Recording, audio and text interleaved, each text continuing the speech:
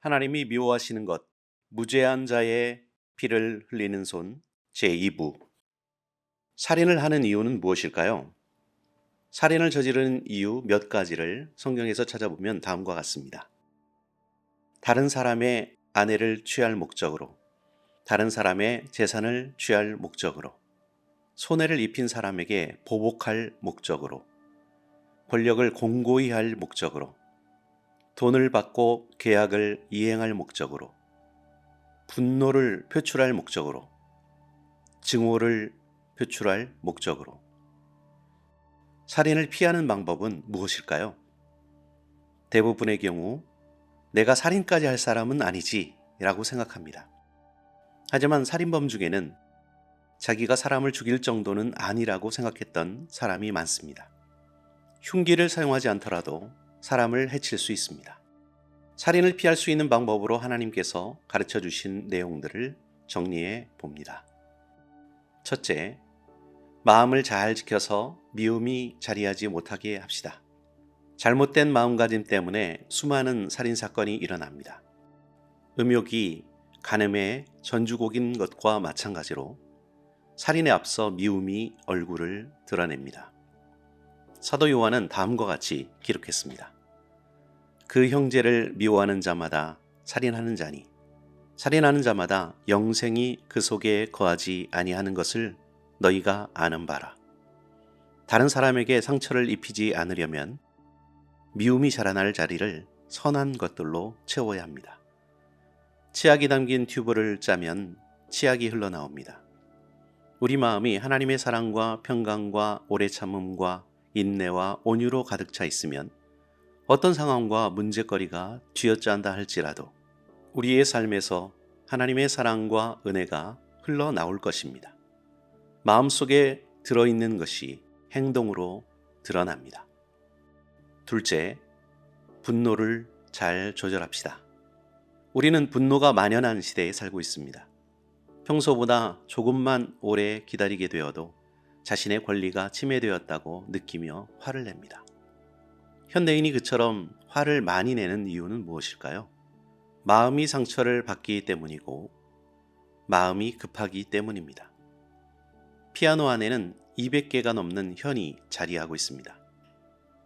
피아노 줄이 팽팽하게 잡아당기는 힘이 모두 합쳐 20톤이나 된다고 합니다. 그 정도의 긴장이 없으면 아름다운 선율이 만들어지지 않습니다. 하지만 피아노 현에 힘이 너무 강하게 걸리면 피아노에 금이 가고 소리가 망가집니다. 스트레스도 마찬가지입니다. 일, 운동, 식사, 휴식, 예배, 친교, 이 모든 것이 조화를 이루어야 합니다. 어느 한쪽에 치우치면 삶의 선율이 아름다움을 잃습니다. 주체할 수 없는 분노를 어떻게 조절할 수 있을까요? 잠시 멈춤, 생각하기, 행동하기의 원칙을 지키면 좋습니다. 상담 전문가를 찾아가서 조언을 듣는 것도 좋은 방법이지만 아래에 인용하는 성경 말씀보다 더 좋은 충고는 찾기 힘들 것입니다. 내 사랑하는 형제들아, 너희가 알지니 사람마다 듣기는 속히 하고 말하기는 더디하며 성내기도 더디하라. 토마스 제퍼슨은 화가 났을 때 10가지 세는 것을 원칙으로 삼았다고 합니다. 정말로 화가 나면 100가지 세었습니다. 살아가다 보면 숫자가 다 떨어질 때까지 세어야 하는 때가 올 수도 있지만 숫자를 많이 세며 화를 누그러뜨리면 나중에 후회할 일을 막을 수 있습니다. 그리스도인에게 기도 시간은 좌절과 분노를 다 쏟아놓을 수 있는 귀한 시간입니다. 지혜로운 사람은 마음의 병마개를 열고 마음속 분노가 바닥을 드러낼 때까지 하나님 앞에서 쏟아 놓습니다. 얽히고 꼬여 엉망이 된 마음을 하늘에 계신 아버지 앞에 그대로 드러냅시다. 동생 아벨을 향한 분노가 치밀어 올랐을 때 가인이 과수원길을 산책하거나 1시간 정도 시냇가에 앉아 마음을 가다듬었다면 그의 삶은 완전히 달라졌을 것입니다. 분노는 정상적인 감정입니다.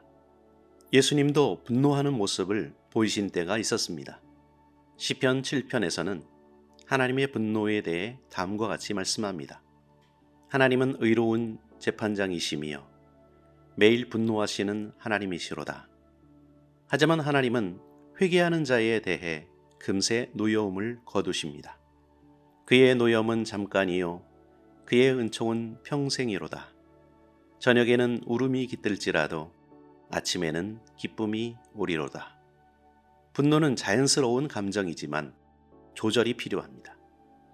이성을 향한 호감이 음욕이 되고 간음이 되지 않도록 조심해야 하는 것처럼 화난 감정이 죄로 이어지지 않도록 조절해야 합니다. 에베소서 4장 26절 말씀을 헬라 원문의 의미를 최대한 살려 직역하면 다음과 같습니다. 분노하십시오. 하지만 죄를 짓지 마십시오. 해가 질 때에는 마음속 분개심이 남아있지 않게 하십시오. 피를 머금은 고깃덩어리가 바닷속에 있으면 상어를 끌어들입니다.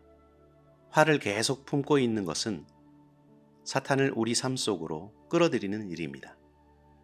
밤새도록 화가 끓어오르게 내버려 둘 경우 영적 원수인 사탄에게 교두보를 내어주게 됩니다. 셋째, 부드럽게 대답하는 연습을 합시다. 예수께서는 분노에서 살인이 시작된다는 사실을 다음과 같이 말씀하셨습니다. 옛사람에게 말한 바 살인하지 말라.